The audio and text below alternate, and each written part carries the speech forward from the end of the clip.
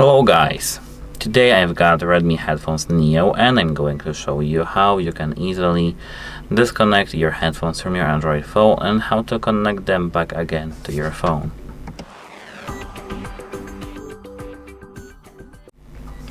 At first, open the settings. Here, go straight to the connections when you're on Samsung phone, then Bluetooth.